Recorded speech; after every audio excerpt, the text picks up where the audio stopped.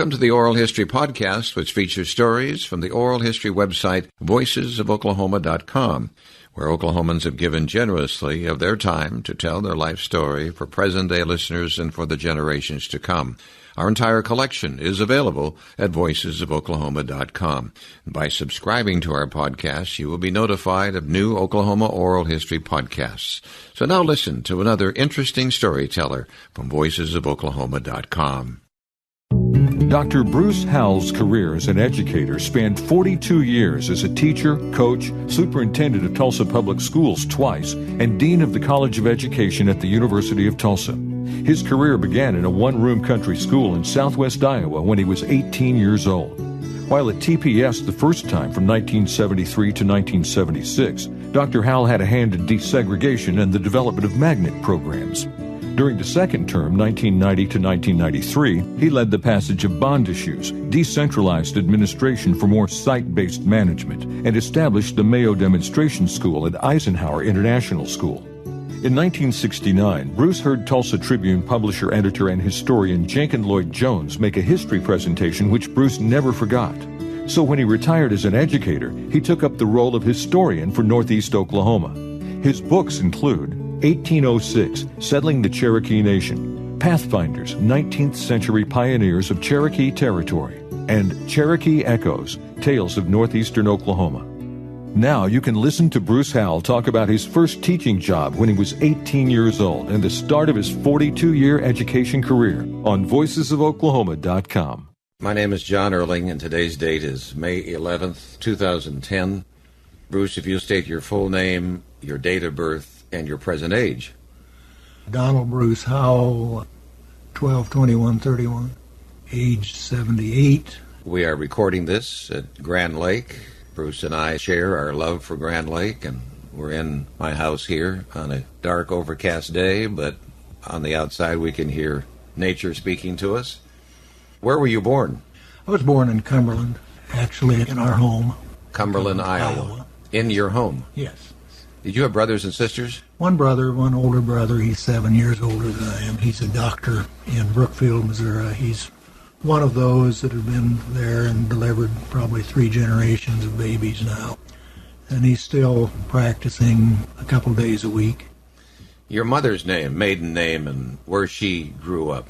Her maiden name was Myrtle Ellen Andrew, and she grew up in Cumberland, although her father did go to Fort Collins, Colorado for a while, and he was a policeman.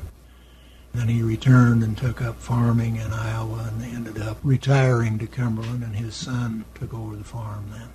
Your father's name and where he was from, where he was born? Ross Springy Howell, and Ross was born in Cumberland as well. He was one of 4 children. He and my mother met. It was kind of interesting. He had dropped out of high school in the beginning of his senior year and had enlisted in the Army. The war was about over, and he came back in December. And the following spring, he saw my mother across the street. She was, I think, 6 years younger. And he told his buddies, he said, "See, that girl, I'm going to marry her." And sure enough, about 4 or 5 years later, they were married. What did they do for a living? He delivered mail, rural mail, and she worked in the post office as well. Somehow I thought there was farming in the background, but not so. Not with them. There were with all the rest of my relatives. A lot of farmers in the family, and a lot of time that I spent on farms working. The house that you were born in, how long did you live there? 18 years, until I got out of high school. And then I'd gone off to college at Westmont, California. My parents thought that was a good Christian school for me to go to and thought that I needed that. They were both born-again Christians, and they were worried that I wasn't following the same path very well. My brother was doing much better. So I went to Westmont College for a semester and then came back and went to what now is the University of Northern Iowa for a semester. Elementary then was right there? In Cumberland. In Cumberland. And your high school? High school was in Cumberland. I graduated there in 1949. Then I went to Santa Barbara, which is Westmont College in California, and then for a semester to the University of Northern Iowa, and then I came home at Easter of that first year, and a guy pulled up in the driveway, and turned out it was Jimmy McLaren, who was director of Greendale Edna Township Country School. He came in the house and wanted to know if I'd like to teach school. I really hadn't given it a lot of thought, but he offered me the incredible amount of money, $1,800 a year, $200 a month for 9 months. It didn't seem like I could turn that down, so I started teaching that fall. How old were you when he offered you that job? I was 18. So your education background Was limited to 1 year. In Iowa, they gave what they call a limited elementary teaching certificate. In 3 years, you had to progress towards a degree.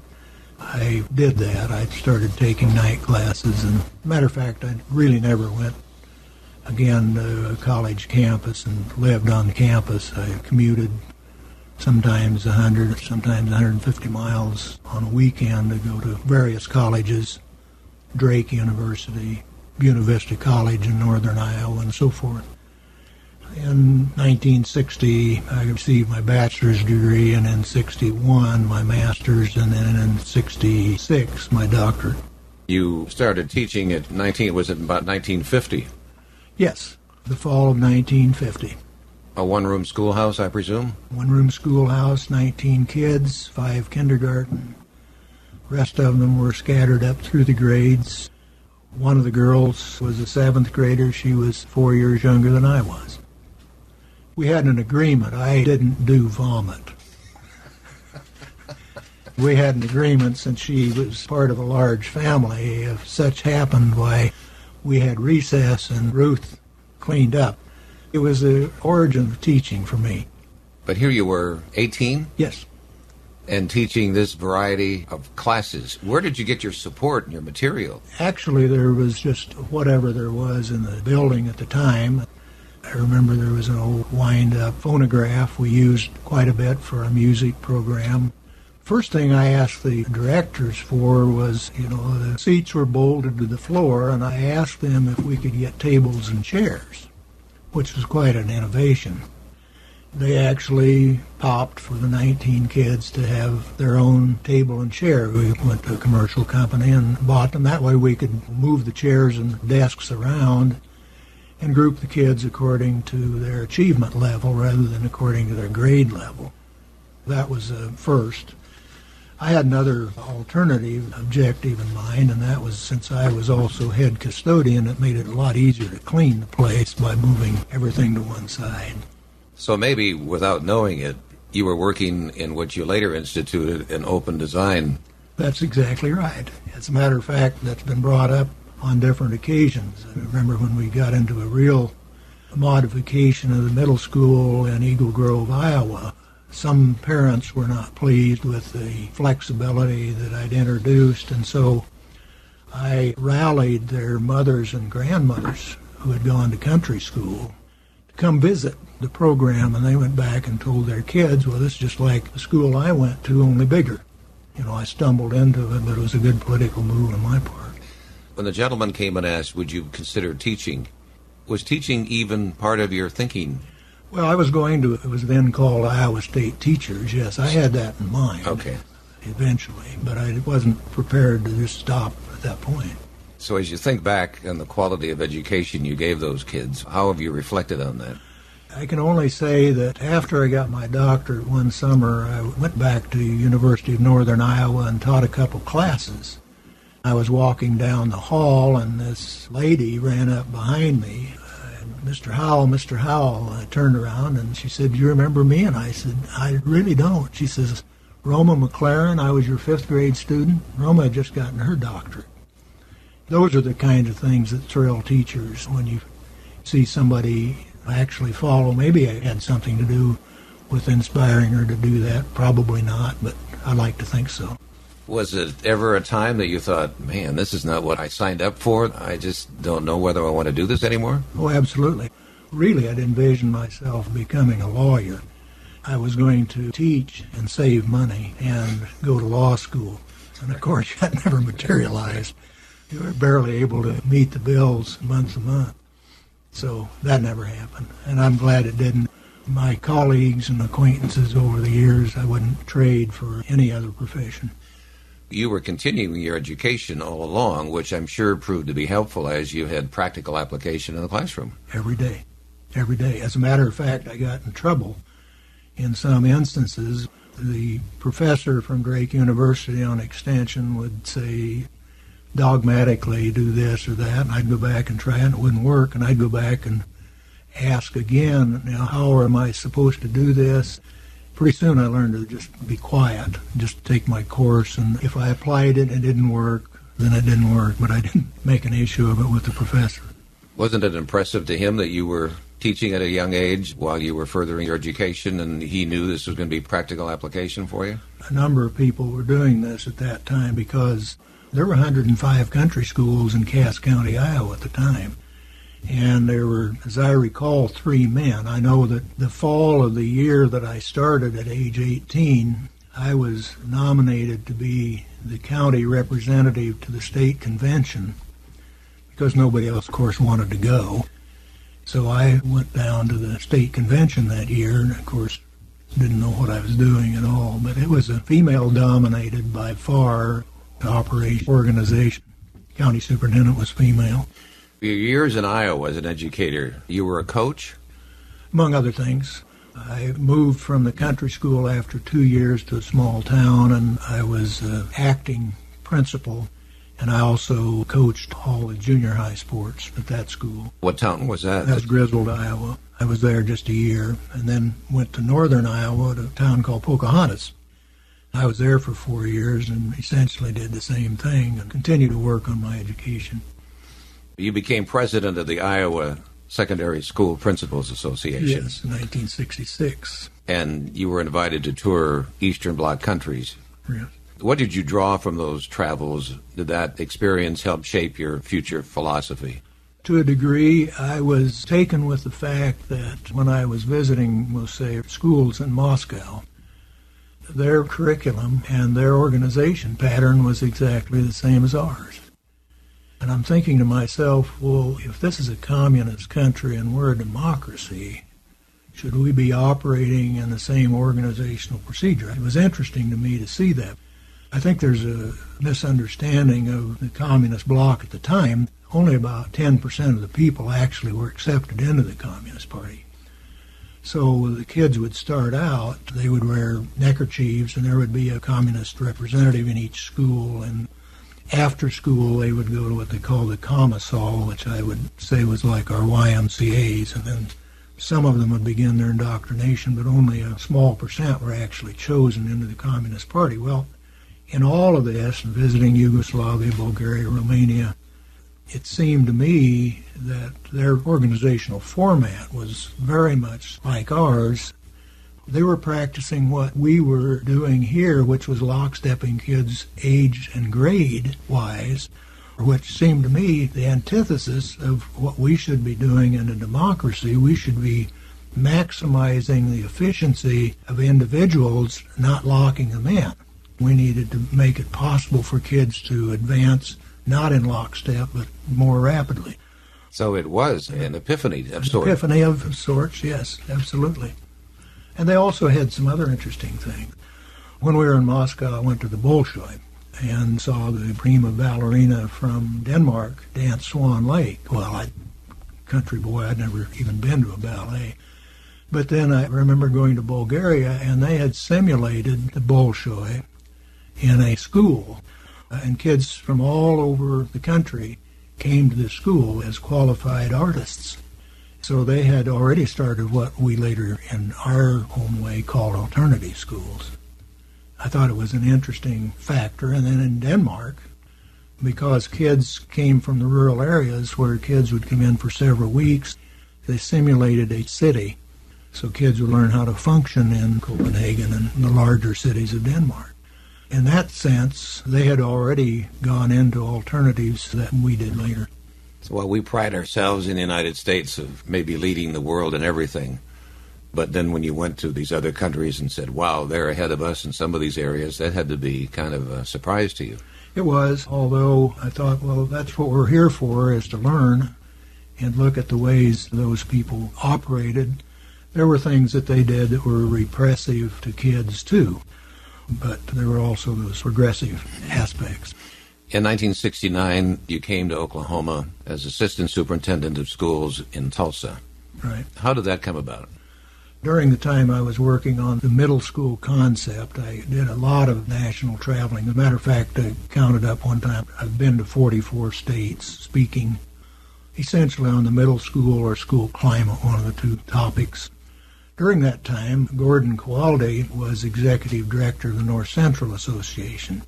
When I was president of the Iowa Association, we had our summer conference at Lake Okoboji. We invited, among others, Gordon to come. Well, they also asked me to speak on the middle school. Gordon heard me. Afterwards, he introduced himself, and later on, he invited me to speak at their national convention in Chicago, which I did. Then in the fall of '68, he was selected as superintendent in Tulsa. They got this telephone call in October, and he said, I've just been appointed superintendent. Would you like to come down and be my assistant? He says, the board said I could bring one person in from the outside. And I said, where is it? Tulsa, Oklahoma. I guess I'd been through there as a kid on Highway 66, but I didn't remember. So he described it, and it was a quantum leap, of course, from a small town in Iowa to come down and work in a large city with 80,000 kids at that time. It was another giant step for me. Middle school. You were taken with middle school. Yes. And developed a concept. Talk to me about that. Well, we really got out on the cutting edge in a lot of aspects. My middle school included 6th through 9th grade. There were 600 kids at the time. It was north central Iowa. We developed such programs as continuous progress for kids. Teachers in the major teams, math, science, social studies, taught half-days, and they planned half-days. We knocked out some walls for offices and so forth, and they rewrote the curriculum to fit the kids. We had about 40 of those kids who we called optional attenders. Those kids could go into a class or classes, and if they maintained a B-plus average, they didn't have to attend classes. They worked with one teacher. Mildred McElwain was her name. Mildred had been an English teacher that was just outstanding, but she was one of those ladies that scared the bejeebers out of everybody, including me. She coordinated those kids. They would go in, they would take the tests in the regular classroom, and if they passed continually, they would work with Mac, as we called her. She would give them assignments like develop a play on the Revolutionary War. And then they would have to do all the research. In other words, expanding their mind. Most of them, of course, were older, but occasionally 6th or 7th graders would sneak in to the top 40, too. I remember we had a standardized test in which we compared ourselves to the lab school at the University of Northern Iowa to see what the progress was, because obviously people were concerned. Their kids were running around. There were no passes to get out of class. If you had to go to the bathroom, you got up and went. Or if you needed to go to the office. But it was all business, and the kids monitored each other. So we were able to relax, become more democratic. During the course of the 3 years that I was there, the program was in operation. We had visitors from 22 states. I remember the assistant superintendent from Philadelphia came and looked at our program, and one of the comments he made when he was getting ready to leave, he says, oh yes, Eagle Grove, we spent a week there one night. It's one of those kind of situations where you had to go 30 miles to the nearest airport to get on any kind of plane. We had a good time. There were lots of visitors. We did a lot of, we thought, creative kinds of things. I backed off as being principal per se and became instructional principal, and I selected a fellow that happened to be head wrestling coach for the district of all things, but a really sharp guy by the name of Dave Hardy, and he handled the management part. I worked only on instruction and curriculum. So we had a dual principalship. And we had an advisory board of teachers that met once a week. We visited schools, and we took the parents and kids with us to visit innovative schools. Like we went to St. Louis, among other places, and looked at innovations in those schools and come back to see if they would apply. The whole point is that during that time we gained some notoriety, and probably my biggest pull as far as inviting me to speak was the fact I just stepped out of the classroom or the building that day or the day before, and I wasn't speaking from the position of being a college professor who read a book on innovation, but actually doing things, and so became a very popular speaker. There you were pushing the envelope in many ways. Too many ways. And you did that for most of your career, I would think you would agree with. Mm-hmm. We'll get into more of that later, but there were always naysayers to your idea, I suppose? Always, sure. Right. And legitimately. Okay, legitimately? Sure. How would you handle that? I don't know if it's negativity or whatever. Here's somebody who wants to come along, meaning you, and wants to change something, and people don't like that. Well, I think that most people are fearful of change because they feel like it's strictly experimentation. And to some degree it is, although I'll go clear back to my country school experience, and the first thing I discovered as an 18-year-old teacher was that if I taught 9 grades, 8 subjects a day, that was 72 subjects a day, which broke down to about 4.5 minutes. In other words, if I were going to do it structurally like that. So obviously, in the country school, what you did was group whoever was at a particular reading or arithmetic level together and work with them.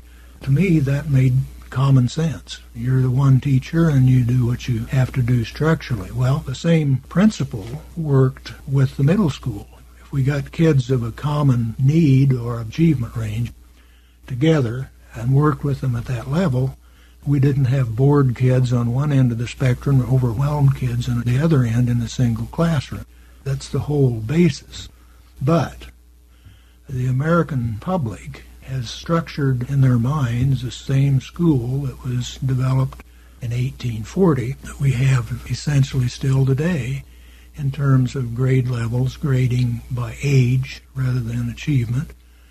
180 days, we're still letting out in summer to pick cotton, and that type of thing. And it's, of course, way out of tune. You know, I could go into a long lecture about ways that we should be changing and taking advantages of technology today.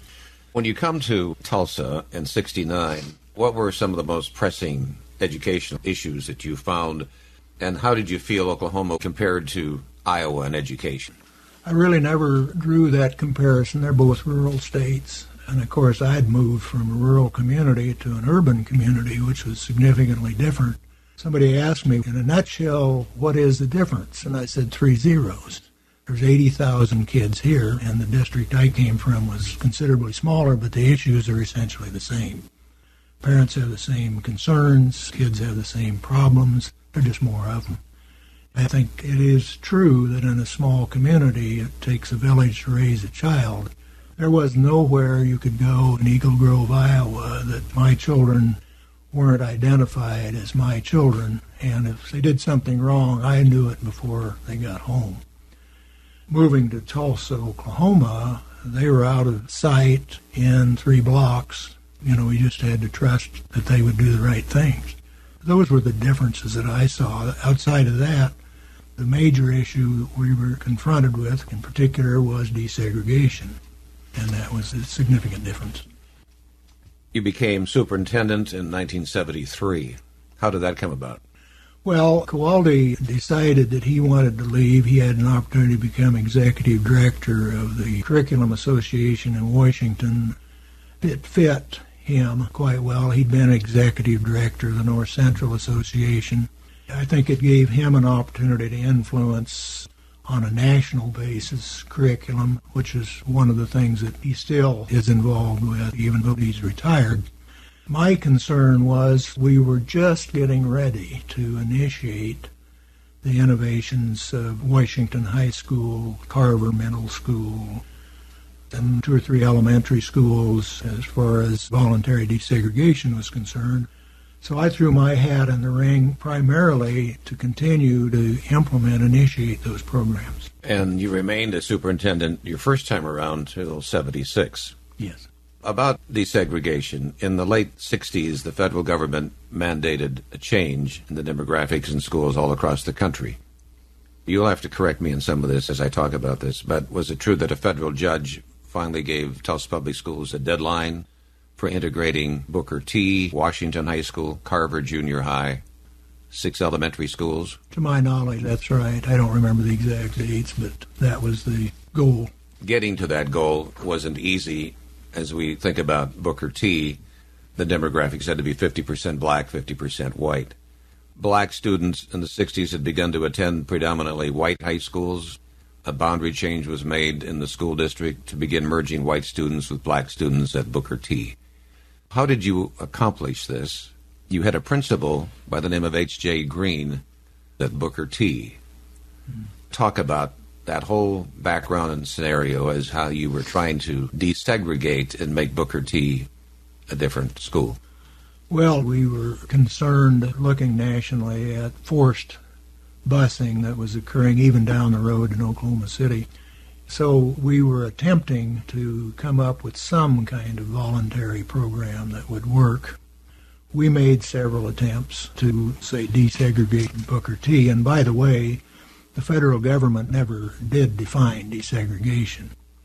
You'd say, well, is it 50-50? Well, they wouldn't say. Is it 25-75? They wouldn't say. We never knew what was on their minds. And the other factor was that just about every 2 or 3 months, it seemed like they changed attorneys. And so it was a matter of our attorneys re-educating the new ones on our progress or lack thereof. So over the period of time, it was very frustrating, first of all, not to know what the goal was. Second, of course, how to accomplish what may be satisfactory. We had not heard of a voluntary program nationally at the time. So eventually, after struggling with probably 2 years of meetings and alternative ideas and so forth, the voluntary thing came up. We had tremendous support from Bob Fortune, mayor at the time, Nancy McDonald, just a number of people like that, Penny Williams, among others. Our first effort was at Burroughs Little School. That materialized before Washington or Carver both. And it demonstrated to essentially the white population on the south side that people were willing to integrate black with white at Burroughs, and it was working very well. This led ultimately to the decision by the board to close Washington on paper and to reinvent it as a 50-50. We couldn't figure out any other way that the percentage of desegregation could be any more pure than 50-50. So we began recruiting blacks and whites for the school. This was a very slow, tedious process. You almost had to go one-on-one with parents and small coffee groups and things like that to explain what the details would be. We also had to recruit teachers to go to those schools. There were certain teachers that are just magnetic in their abilities and so forth, and so we targeted those folks, and several of them agreed to go. Some didn't. Several did, both black and white teachers.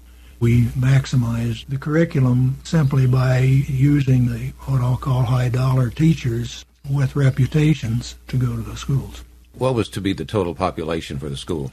Originally it was to be 500 of each, 1,000 kids.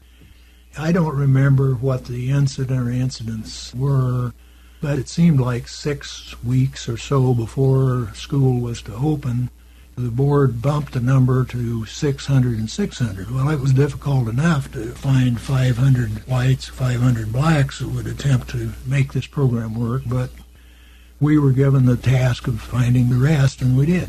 Did you question upping the number? What was really behind that?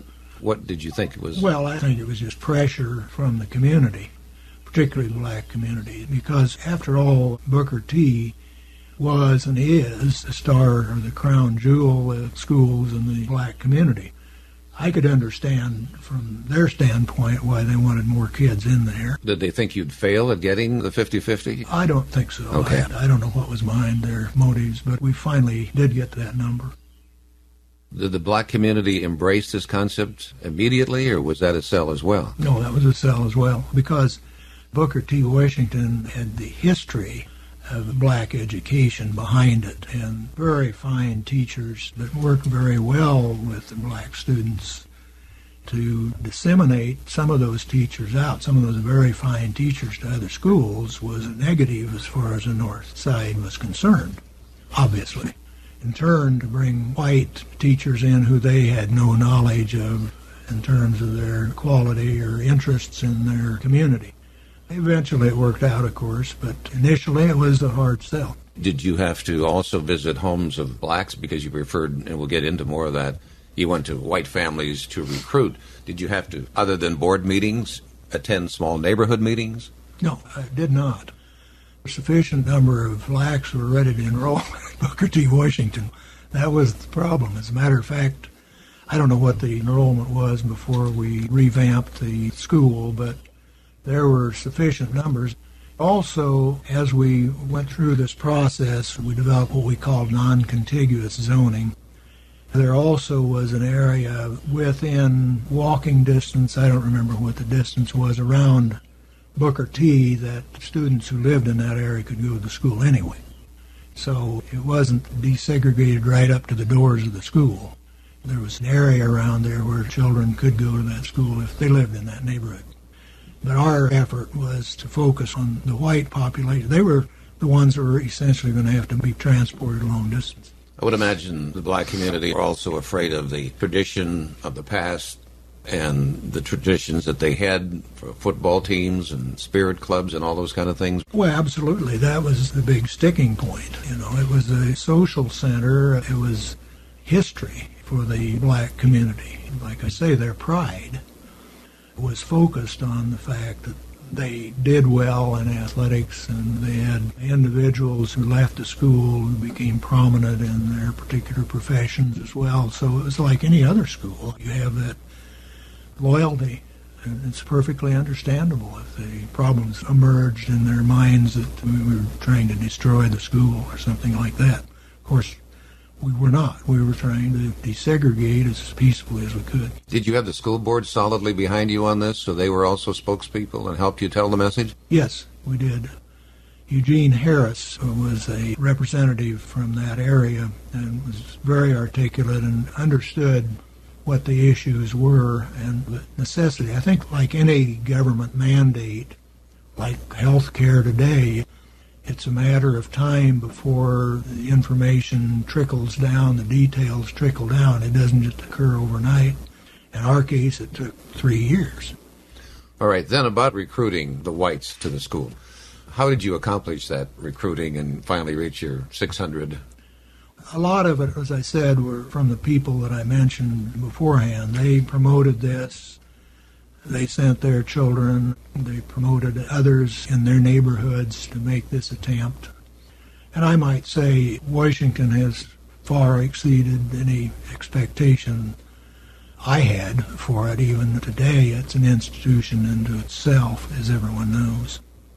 One time I was talking to you about this. You went with an exceptional black student, and you took him with you. Tell us about that. Well, I can't remember James' last name, but the community had been separated for so long, and whites had moved south and blacks had moved north, so there really wasn't any social interface, at least, between the two. As I recall, he was such a handsome, articulate young man. In my mind, he sold the program. I just sat there and listened. The white parents would question him about this and that, and he was so articulate. All I had to do was be present and drink coffee most of the time. So you went to a number of homes or neighborhoods? More than I can remember. I think I lost count at 40 or something like that we went. The parents would invite in 3 or 4 neighbors. It was a very small group, so people could get their questions answered. When you were recruiting the white students, is it true the students wanted to attend and they signed up, but then when it actually came to enrolling time, that many parents actually said no? I don't recall that. I don't know what happened there. And only 67 students had actually enrolled, and that must have been then when you had to turn up the recruiting. You asked students to have input in the curriculum. Mm-hmm. What foreign languages would you like to take? Oh. And what was their response? They would come up with the usual French, Spanish, German, and so forth. We were able to hire Ronnie Roberts. Oral Roberts' son? Oral Roberts' son. In my information, at least, Ronnie could pick up a foreign language. As a matter of fact, traveled with his father to foreign countries and oftentimes interpreted. Once Ronnie was on board, someone would say, well, can you teach this? How about Sanskrit? Oh, yes, we can. I think Ronnie was fluent in like 12 languages or something, far beyond the common knowledge of even what language existed. That was a boon for us, and he was a fine teacher and a fine addition to our faculty. And then he helped recruit probably other language teachers. I'm sure, and students. H.J. Green, he was the first white principal of Booker T. Yes. How did that come about? We felt that if we were going to desegregate Washington High School, we needed to start with the principal, and so we switched. H.J. was at Howell at the time, and he was our first, you might say, white educator, recruit, I believe. He was kind of the benchmark, and it was a fortuitous choice on our part, because not only is H.J. a fine educator, he's a fine human being. His qualities came through to everyone. He was instrumental in helping to recruit white teachers to go to Washington High School, and also to maintain the black teachers who were already there and reassure them once the school was opened. Having been principal of a couple other high schools, was very uncomfortable the first 6 months because everyone was so nice to everyone else. There were no fights, no arguments. He was kind of relieved when finally a fist fight broke out between two kids because he felt like things were coming down to becoming more like it really should be. The very first day for an integrated Booker T. Washington, do you even remember the day and the nervousness you must have felt? Yes, of course. As a matter of fact, I got a call the night before from a friend of mine on the north side.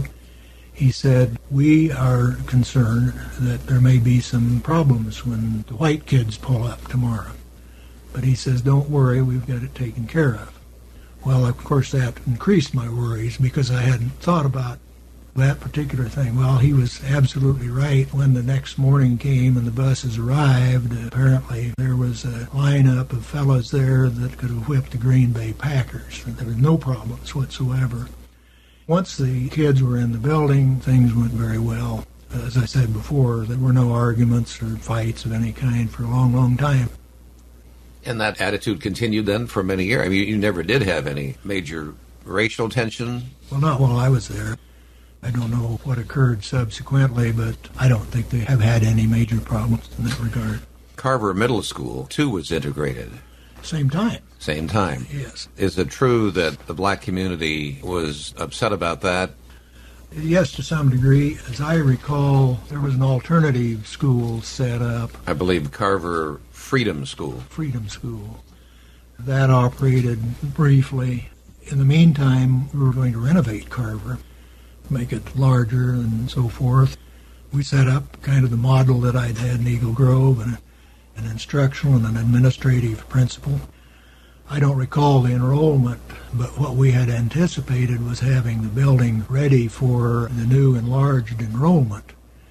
Unfortunately, there was a steel strike in Pittsburgh, which delayed for 6 months the completion of the building, and so not only were the administrators faced with the problem of trying to work with the desegregation issues, but also just housing. They had kids everywhere in the lobby and the auditoriums and so forth for about 6 months, but they persevered and prevailed, and the school is doing well. The day that Booker T opened under this concept, you must have had a lot of media coverage, national coverage that came out. I don't recall what the coverage was. Actually, the program was unique. I know that at the time. I do know that in 2008, Booker T. Washington was placed 66th in Newsweek magazine's top 100 public schools. Mm-hmm. It became, and still is, a school today that is sought after. It's a magnet school. Well, any student, of course, is eligible to attend.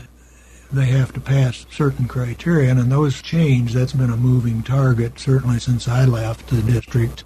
The numbers, I think, are the same, the end result, but the various standards that they go by are far past my understanding. I don't know what they do now. At the time, we were struggling to get enough white students to go, and so it wasn't so much of an issue. Later, I surmise that it has been a much more difficult process for blacks and whites to get into Booker T because of the very thing you just mentioned, the quality of education. Our first focus was on quality because we knew that in the end of the day, parents will seek out quality education for their kids. It was interesting when we were kind of interviewing a few kids at Carver Middle School after they'd been there for about 2 months. The white kids from the South Side, we were interviewing some of them, and we asked them what they liked most about Carver, and they said the bus ride. We've never been to that part of town before. So you don't know what kids are after. You know what parents are after. They're after quality. Over the period of time, those things have all gone away. My gosh, the program has been in existence for 30-plus years now in both places, and so it's just a way of life. When you were first recruiting, grade point was not an issue. It was just that you were white. Is that true? Essentially, at that point in time, although I think fortuitously most of the kids were pretty average or above average in their abilities anyway, because they were going up and they were going to face high-dollar teachers who had their own standards. They realized that, and as the years have passed, why, of course, that word has gotten out across the community. Did you draw from that experience then with Booker T and you watched that grow? Because you were coming up with new concepts, anything came out of that promoted your thinking in other areas? Not particularly. It was important not to try to do too many different kinds of innovative things because, as I said, parents by and large are traditionalists. So at that point in time, we were looking at quality education that they would understand. So the idea of non-gradedness and all of that kind of thing was not even in the picture. During your years as superintendent, you saw an increase of violence in schools. What were the factors, you think, that were behind some of this change? Maybe guns were introduced. What practices did you develop to deal with some of this violence? It was almost, quite frankly, at least the first time around before my time. The guns were not an issue at that point in time. The major issues, I think, were the attitudes of kids that had to be bussed out of their neighborhoods. I have always argued that the politicians, the federal government, made a major mistake in putting desegregation on the backs of kids. Instead, that land development and housing development should have been the focus, that a fraction of every square mile should have been for integration purposes. The idea of sending a youngster 5, 6 years old to another school far away, thereby not enabling them to leave school and go to Cub Scouts or Little League Baseball in a timely fashion, has always bothered me, and I think the government opted out of the issue because they didn't want to face adults. It was easier to move kids. But that, you must admit, would probably be a tough sell to have forced neighborhood integration. Well, it was a tough sell to desegregate the schools, too. In the final analysis, nothing has changed. The kids still have to leave their neighborhoods and go somewhere else. So in terms of the concept of a neighborhood school, I still would opt for looking at housing as a solution to that problem. You had a specialty that was called curriculum design. Describe what that means. Tell us how you developed a curriculum that speaks for students of different backgrounds. Again, it has to do with non-gradedness, developing the program and meeting the needs of the individuals. I think that kids come to school with so many different talents. It's important that we recognize that some of them are more mature than others, as well as having different interests. And we need to capitalize on those interests in order to teach those things that they're not interested in. This is why today I'm so opposed to No Child Left Behind, because there is so little involving the arts and humanities that are mandated in the testing program. It catalogs kids and it denies some of them the opportunity to do what they do best.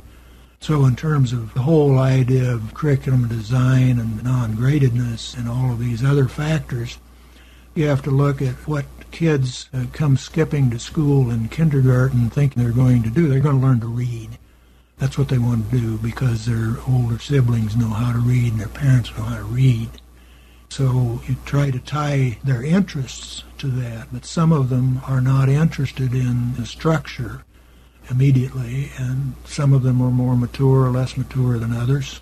You have to deal with those kids as individuals, not as age grade levels. Does it bother you today that predominantly we're dealing with it as age grade levels? Oh, yes. The whole world of technology, we're essentially bypassing in schools. They're still warehouses for kids. We're not looking at schools and education as it is. When kids can go home on their own computer and Google almost any kind of information in the world, we should be capitalizing on that technology much more so than we do. Instead, we're still structured in the Horace Mann's 1840 school. Organizationally, grade-wise, we know, for example, that there are at least 3 age grade levels in every grade, at least, maybe more. As a result of that, we're not getting the maximum out of kids. We're getting kids who can easily top the curriculum in a particular grade level and those that struggle for one reason or another, and we put them together and try to compare them simply because they're 6, 7, 8 years old or in the 2nd, 3rd, or 4th grades. And that's just not the way human nature is. We don't grade people after they graduate from school. From there on, they're on their abilities. Why aren't we doing that in grade school? Okay, so then is the reason it's easier to continue what we're doing. However, you built open design sites across the city, which lends to what you just talked about, I believe. That concept, open design site, talk about that. Actually, I think we built 5 schools eventually that were of an open design. I don't think any of them are open today in that concept. I remember Park Elementary School, we had a loft area for observation, which I think now is a library or a teacher's workroom or something like that. Part of this goes back not only to the reluctance of parents, but also to the way kids are taught in college. Many colleges still teach in a traditional manner. Kids go out ill-prepared, and I can speak to that, having been in higher education, ill-prepared to handle today's kids, still trying to manipulate them in the same way that we did 30, 40 years ago when there were considerable differences in social issues. These innovations come and go. The 4-day week, for example, I champion because I can see so many advantages to having kids stay longer for 4 days.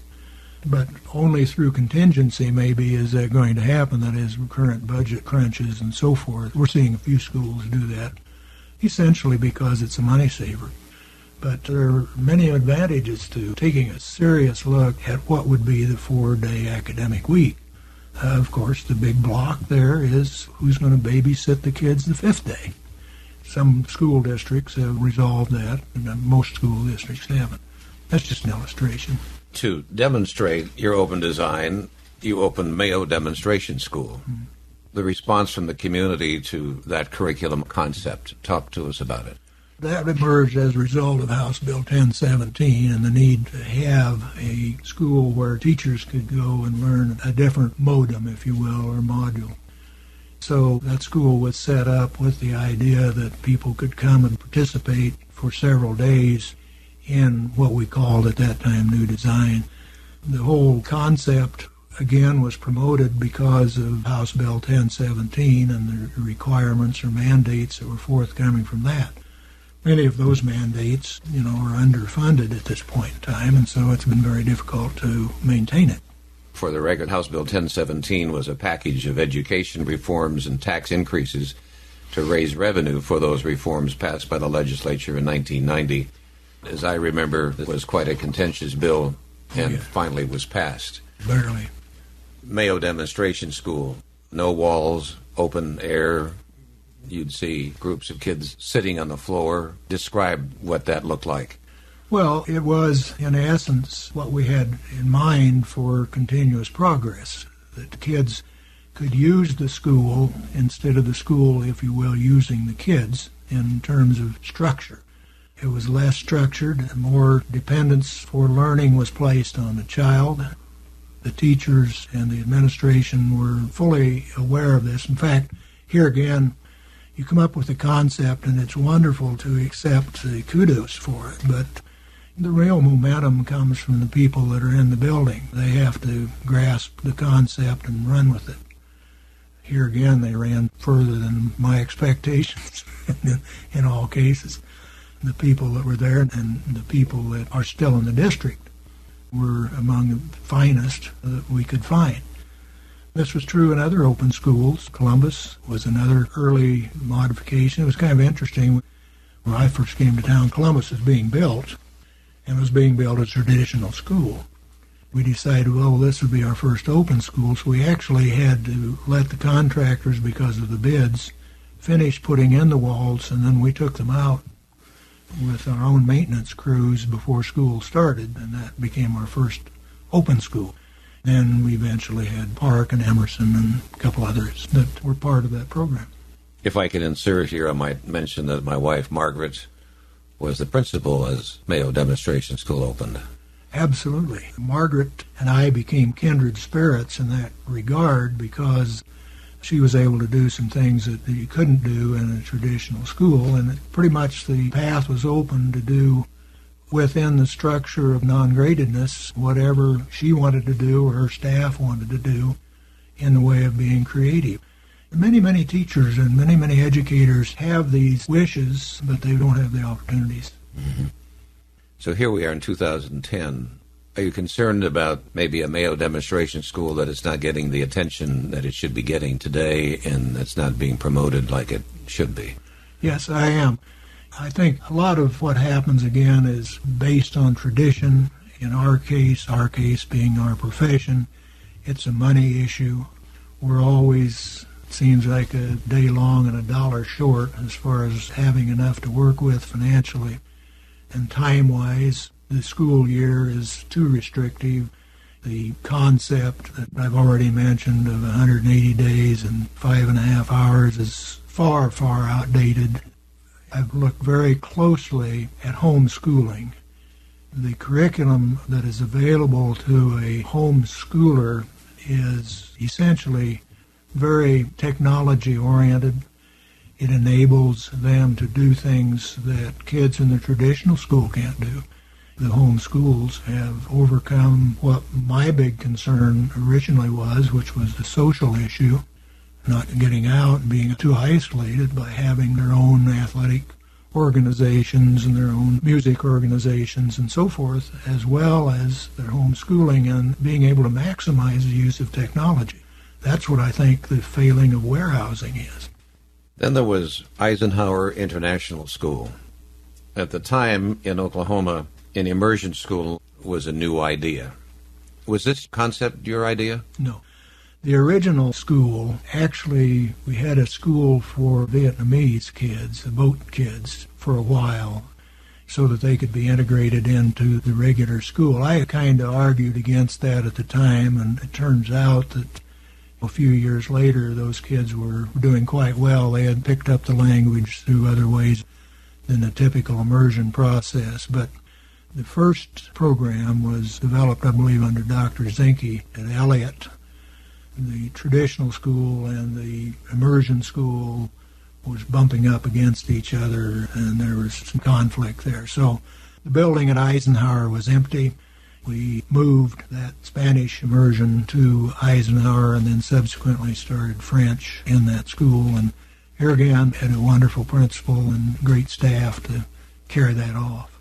Is it true some thought it would be too much for an elementary student to accept to be immersed? We have a granddaughter, Emma, who is now at Eisenhower, immersed in French. But wasn't there a time that thought, how can this young mind, and maybe you even harm this young mind by immersing in French? When they come to school, that's all they French. She can read French, but right now at this point in first grade, she can't read English.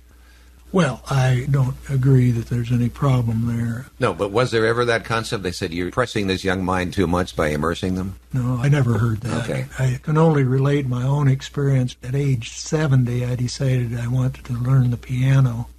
That's 8 years ago. I think I've gotten through the first book and a half. The receptiveness of the mind of a 5-year-old is like a sponge compared to older people. It's amazing to me what they can absorb and what they learn in tandem, say, with English. Foreign language is just another minor glitch in their overall learning process. As an aside, as Emma comes home, she has a younger brother, 5 years younger than her, and she'll use French words on him. So he's just beginning to learn to speak. He could use English and French as a 2-year-old, as a spin-off of Eisenhower immersion. Yes. Kids teach each other. When you left Tulsa Public Schools as superintendent in '76, you became Dean of Education at TU. What was the philosophy behind teaching then future educators? Well, unfortunately, it was too traditional. Teachers were cranked out just like they had been for the previous 30 years. We tried to have more on-site involvement of teachers so that they could see what's happening, as we like to say, off campus in the real world.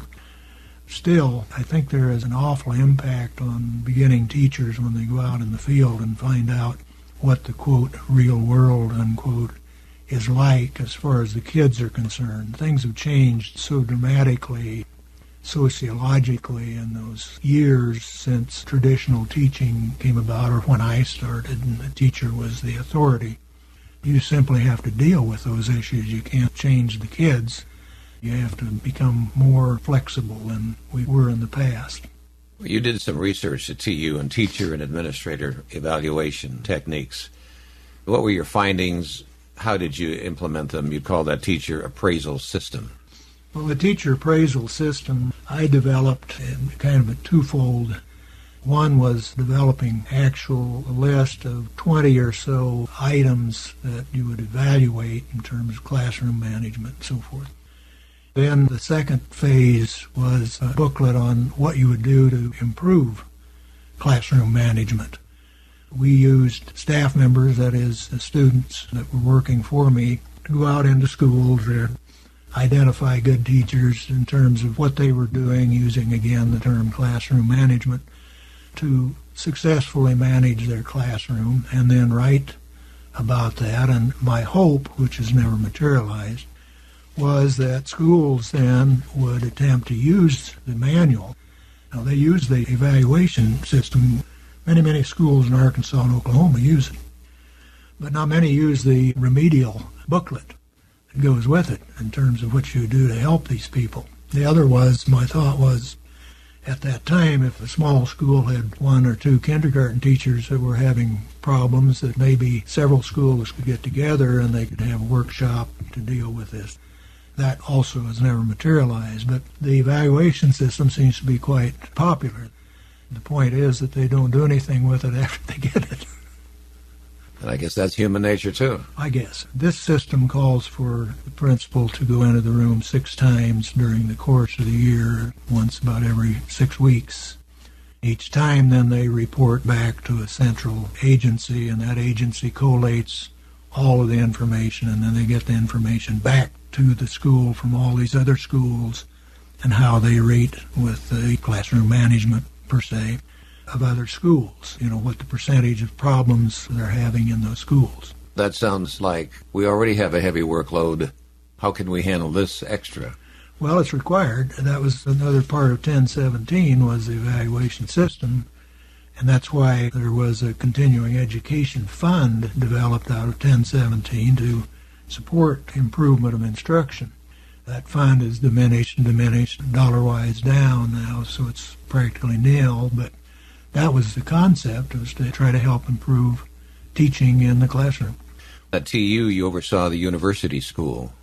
Talk about your original vision for that school. We started that school in, I think, the auditorium of Lorton Hall.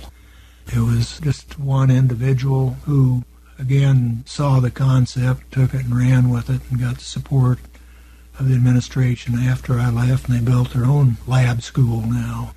It's done extremely well, and apparently is very highly thought of, but it started out, I think, with 1 or 2 grades and gradually increased to a larger number. I haven't visited the new building.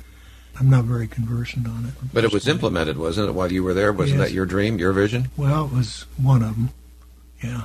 Here again, it's the individual that grabs the dream and runs with it that really makes the thing come true. Well, today it's a highly thought-of school in 2010. Incredible. What we've talked about, the open design site, so forth. Was that your dream there at the university school? That was beyond me by that time. We got the program started, like I said, in Lorton Hall, and then they moved it over to a little prefab building that since is gone, and now it's out of sight, out of mind with me. Gotcha. Then you became Tulsa Public Schools superintendent for the second time in 1990. What factors drew you back to TPS as superintendent? I'd have to say Ray Kernodge, who was on the board at the time, his persuasiveness, his concern that hadn't passed a bond issue in 18 years or something of that nature. He wanted me to come back and see if we could pass the bond issue. We had $125 million in the bank at the time if we could get to it. But people were not of an attitude at that time to pass bond issues because the district enrollment had shrunk to about half of what it was. A number of schools have been closed, and there was an antagonism there. So anyway, he and other board members thought that since I knew the district, I might be able to come back and be able to do something to help pass bond issues. So we came back. And the first obvious thing was that we were having 10 bus breakdowns a day, average. And my argument to the public, first off, was that if we can't get the kids to school, we can't teach them. Well, that resonated, apparently, because we passed a little $7 million bond issue. Kind of broke the issue, so to speak. Then we come back with the second one, which was about $30 million or something of that nature, for air conditioning. All the suburban schools were air-conditioned. Our kids sat in the heat. So we got $3 million worth of windows and air conditioners. I retired at that point, and the next bond issue, I think, was over $100 million, and then recently they passed one for $300 million. That money was so desperately needed by the district because years ago, the state legislature had approved the idea that you could use building funds for salaries for custodians and other personnel, and so instead of just using that to repair buildings, most of that money was going for salaries. So the only money to repair buildings laid in the bond issues. That's why we needed to get in the bond issue. So I came back with 2 B's and 2 C's, buses, buildings, curriculum, and Colorado. Colorado was where I was going to retire when we got this thing done. So that was 3.5 more years of involvement with the district. How would you describe your second term with TPS? You weren't implementing new programs at that point, is that true? And you were mostly concerned with passing bond issues? That was the primary objective. The other just came naturally. 1017 was in the background and was passed early on when I was around the second time. That gave the opening for Mayo. The RUB at Elliott gave the opening for Eisenhower International School. That was the curriculum part of my 2 B's and 2 C's. What is a high-performing, high-challenge school? What are some of the issues at that type of school that you wouldn't find at a more traditional school? Well, I did considerable research across the state with the cohort from the University of Central Oklahoma. What we were looking for were schools that were essentially poverty-stricken, if you will, real problems in that arena, but were achieving well on the state tests. What we did was, what she did was go out and visit those schools, interview those people, gather data, send it to me, which I crunched the data then to determine, just what they were doing that despite their poverty issues were making them high performing. And a lot of it, of course, had to do with orchestrating the teachers, being sure that they were working in teams, team teaching, doing, if you will, some of the kind of innovative things that we had been promoting for years, getting teachers out of isolation and cooperating with each other and getting to see that even though the tests were given at particular grade levels and tests weren't given at their level, they were as responsible as those teachers at the 5th grade, we'll say. We found those schools, interviewed the teachers and the principals, and visited and developed our research results from that. Isn't it difficult to get a teacher to go to a high-challenge school? That there are only certain kind that say, yes, that's where I want to be, and others say, no, I don't want to be in one of those situations. Well, I think that's true with any profession. There are people who like to feel challenged at different kinds of levels. Yes, certainly. I think of special education teachers particularly, how difficult a row they have to hoe as far as teaching kids with disabilities. There are other teachers that prefer to go to high-challenge areas, recognize the needs that those kids have, and are willing to work with those kids. It takes a certain personality to do that. And it seems to be few of them. Yes, I think that's true. I think probably the majority of teachers want to work with kids that are higher on the education scale. But they need a special ability. Not everybody can do it. No, absolutely. I think it's an empathy, for one thing. The ability to accept small achievements, patience. They have attributes that many of us don't have. Yeah. Outcome-based education. That was, I believe, a heavily debated topic during your years with TPS. Explain the idea behind that concept. Well, outcome-based is essentially what emerges from what you attempt, if that's a way to put it. First of all, one of the things we don't do in our business is we don't pretest. We give our annual test in April, but we don't find out what kids knew in September. So from the very simplistic point of view of outcome-based education, you would test in the fall and again in the spring and see what the growth was. But instead of that, we give one giant test in April without really knowing what the basis was for improvement. In a nutshell, that's outcome-based education. So why was that debated? Well, it's something different. We've never done that before. We've always given standardized tests in the spring. You know, in our middle school in Eagle Grove, we tested in the fall and in the spring to see what the measurement was. To me, it's common sense, but that doesn't always prevail in education. Sorry. Does it make you feel, as we've talked here, you've felt like a lone wolf many times, or you certainly have had others across the country who have agreed with you?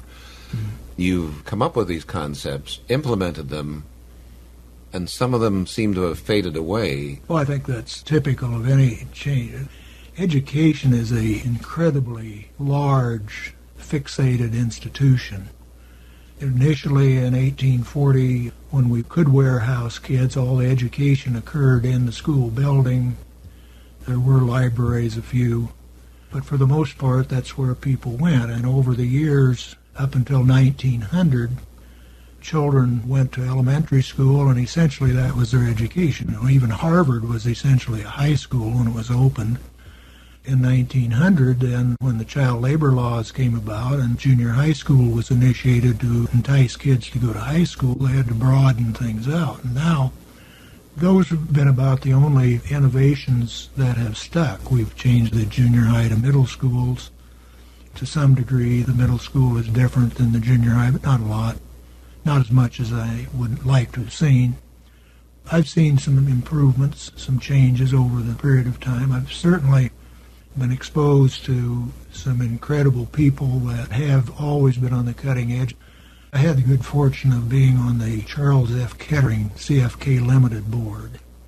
Chuck Kettering was the grandson of Charles Kettering, who invented the self-starter. So Chuck had ample funds. His concern was school climate. We'd meet for a week at Vail every summer for 20 years, I guess. He would bring in people from all walks of life, business as well as education, to talk about what could be done to improve the climate in schools. He was very concerned because he was from the Chicago area and would work with gangs in Chicago. And being able to partake in conversations and workshops and so forth with these guys at the lodge at Vail for 20 years was an incredible experience for me. And then I did a lot of consulting for them on school climate. My territory was Chicago, Denver, Minneapolis to New Orleans. I think I traveled on every trunk airline that there was in that territory talking about how we could improve the school climate. For example, we developed the first measurement of school climate, which is now the Phi Delta Kappa annual evaluation that they do on schools. They picked that up and were able to publish it and carry it through to see what climate factors are important. Maybe that has had an impact on making people more sensitive to the needs of kids. But you and others, your colleagues, as you've just described, can think about concepts and change. But ultimately, doesn't it come back to the school board? And no matter how these brilliant people are thinking, and no disrespect to school board members, but there's got to be a giant leap between a school board member and what the Ketterings and the Howells are thinking. To bring those two sides together is a major, major challenge.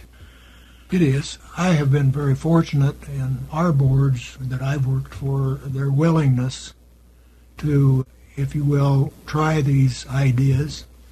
The first board was a 5-member board. We had Kowalty, initiated some concepts at the time.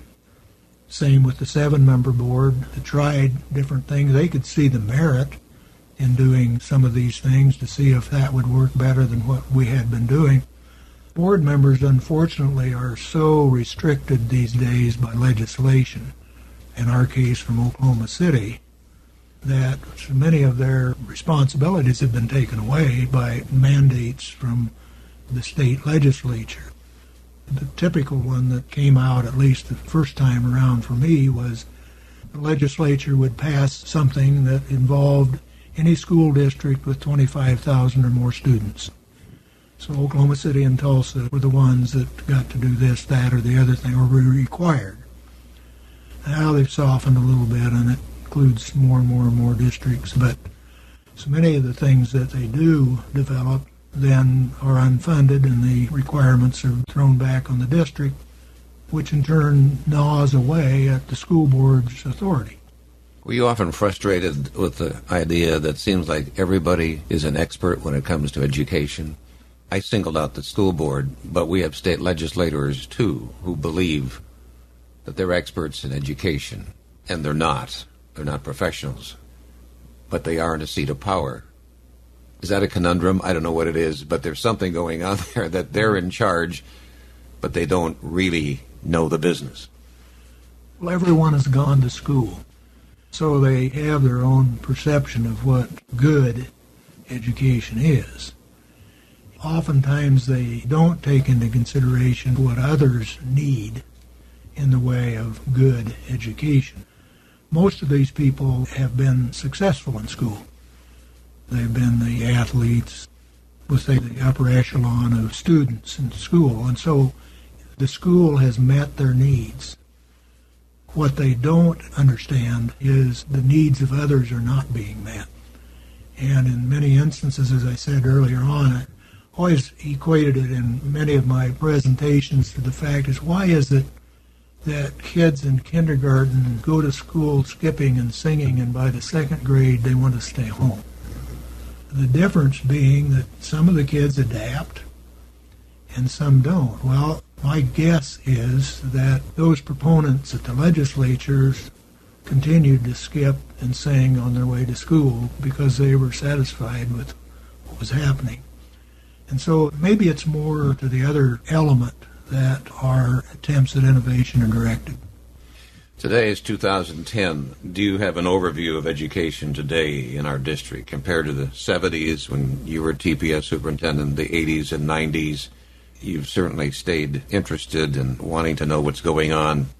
I had the opportunity, if you will, to look at it 13 years apart, going back in 89. The basic difference, again, was the size, the enrollment that we had. I think the diminishing involvement of parents it continues to be a growing problem. I don't know whether this is frustration from the legislature about schools or what, but the increasing mandates that come from the legislature as though one size fits all. We have schools with such a range of enrollments and needs, and of course their lack of adequate funding. Those kinds of things continue to frustrate me. I see those as continuing problems. On the bright side, we see kids achieving. Washington High School as an example. There are other schools that are doing the same thing with lesser number of students. They don't get the publicity. But overall, I'd say that those are the problems, the legislation issues, maybe the parental support in some instances, the technology, the frustration we have with utilizing the technology at the present time. If I were starting all over again, that's what I'd focus on is technology. The family involvement. If a family does not support a child when they come home, asking them about their homework, what can I do to help you, supporting them? If a family does none of those, the chances for that child, unless they're really exceptional, are not very great. That's true. That's true. It takes a village, if you will. And the overall involvement of parents in lack of support is one thing that I've noticed over the years that's greatly increased. We love to hear politicians speak, education is the answer, education is the answer. Yet when it comes to them voting for funding, they don't seem to come through on that. There's also a disconnect there. Absolutely. What achievements give you the most satisfaction as you look back on your career? I don't look back, frankly.